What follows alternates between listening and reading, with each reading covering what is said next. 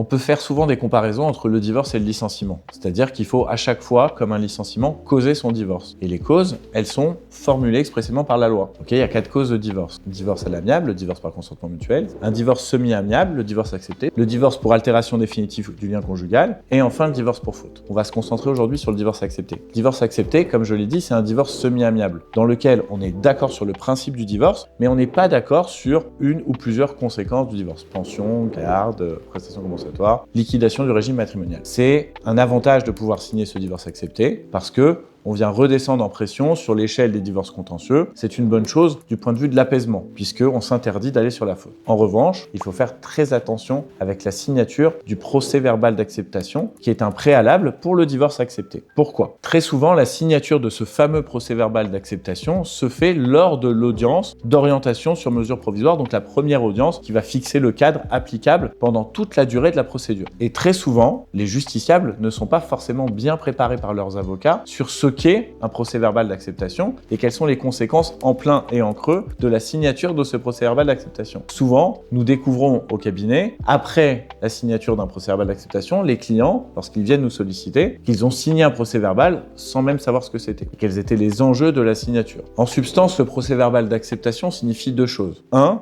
vous vous empêchez d'aller sur la faute. Le principe du divorce est acquis par la signature de ce seul PV. Donc, par la signature de ce procès-verbal, vous acquiescez au principe du divorce. Reste une bataille judiciaire sur les conséquences de ce divorce. Maintenant, attention, en creux, cela signifie aussi que si jamais il doit y avoir un appel sur le jugement définitif du divorce accepté, vous ne pouvez pas revenir sur le principe du divorce. Vous pouvez faire juger par la cour d'appel les conséquences du divorce desquelles vous n'auriez pas été satisfait en première instance. Donc la cour d'appel pourra toujours trancher sur les conséquences du divorce, mais pas sur le principe du divorce, puisque la signature de ce PV est irrévocable. On ne peut pas revenir dessus, même en cause d'appel. Et pour peu que vous ayez obtenu en première instance un devoir de secours, le devoir de secours s'arrête au moment de l'appel. Donc vous vous retrouvez dans une situation où vous ne pouvez plus bénéficier ni de votre devoir de secours, ni de la prestation compensatoire parce que c'est un des chefs de la cause d'appel. Le devoir de secours, c'est un accompagnement pendant la procédure de divorce qui est dû par l'époux le plus fortuné à celui qui l'est moins. C'est une sorte de corollaire de la contribution aux charges du mariage pendant la phase contentieuse du divorce. Si vous relevez appel de la décision au fond et que vous bénéficiez en première instance d'un devoir de secours, en cas de signature de ce fameux procès-verbal, vous perdez le bénéfice du devoir de secours. C'est pourquoi, en amont d'une audience d'orientation sur mesure provisoire, nous recevons toujours nos clients la veille. Pendant ce rendez-vous, nous ne parlons pas du tout du fond du dossier, mais exclusivement de comment va se dérouler l'audience, et notamment de ce moment crucial pendant lequel le juge aux affaires familiales peut poser la question de savoir si vous souhaitez signer ce fameux procès-verbal. Donc nous préparons nos clients à ce que ça veut dire, à ce qu'il signifie et quels sont les enjeux dans le futur.